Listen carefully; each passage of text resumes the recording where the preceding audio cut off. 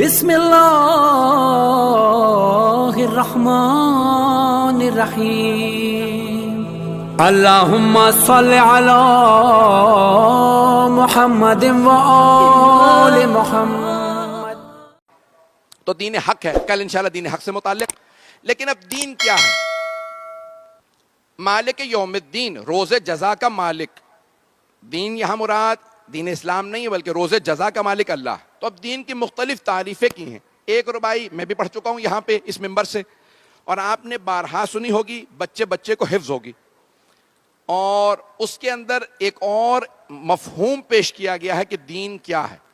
اور علماء نے لکھا یہ ہے کہ یہ ربائی خواجہ معین الدین چشتی کی اپنی نہیں ہے بلکہ الہامی ہے. کچھ لوگ پہنچ گئے. یہ انہوں نے کہا نہیں ہے بلکہ ان سے کہلوایا گیا ہے. اگر ذہنوں میں ربائی آ گئی ہو، چار مصرے آپ کے ذہنوں میں ہوں گے. شاہ اس حسین، بادشاہ اس حسین، اور اگلا مصرع ہے دین اس حسین. میرا موضوع ہے معرفت دین. خواجہ کہہ رہے ہیں دین اگر سمجھنا ہے تو پورے کا پورا دین حسین ہے. دین اس حسین. پھر کہتے ہیں نہیں، دین پناس حسین. دین بھی اگر جا کے کسی کے پاس پناہ لے تو اس ہستی کا نام حسین ہے. بہت بڑا جملہ یہ. میں نے آپ سے کہا نا کہ یہ ربائی خواجہ نے کہی نہیں ہے، یہ الہامی ہے، کہلوائی گئی ہے. شاہ حسین کہ حسین بادشاہ ہیں. شاہ فارسی میں کہتے ہیں بادشاہ کو. بادشاہ حسین. تو پھر بادشاہ کیا ہے؟ کسی بھی دنیاوی بادشاہ کو فارسی میں شاہ کہا جاتا ہے، لیکن بادشاہ دنیاوی بادشاہ کو نہیں کہتے. جس کی حکومت محدود ہوتی ہے وہ شاہ، اور جس کی حکومت کی حدود نہ پتہ ہو وہ بادشاہ.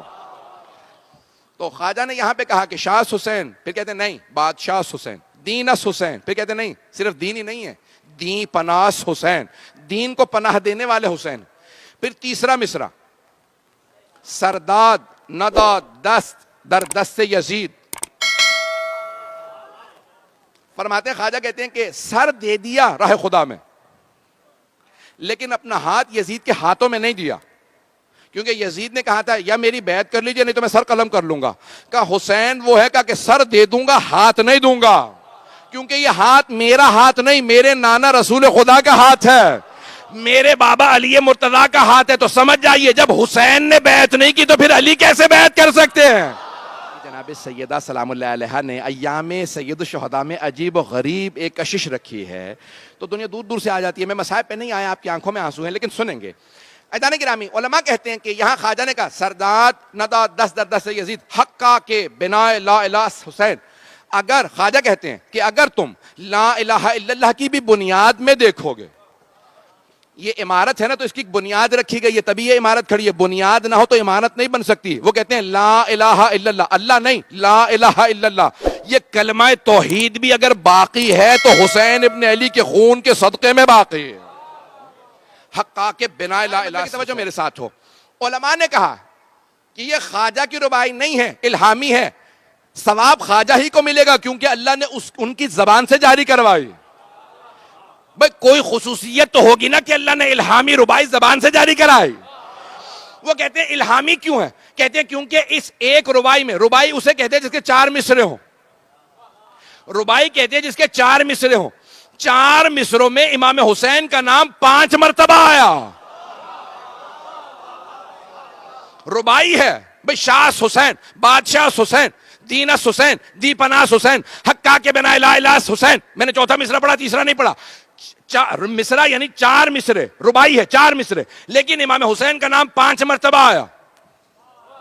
کیونکہ امام حسین کی قربانی ان کی نہیں تھی، پنجتن کی قربانی تھی.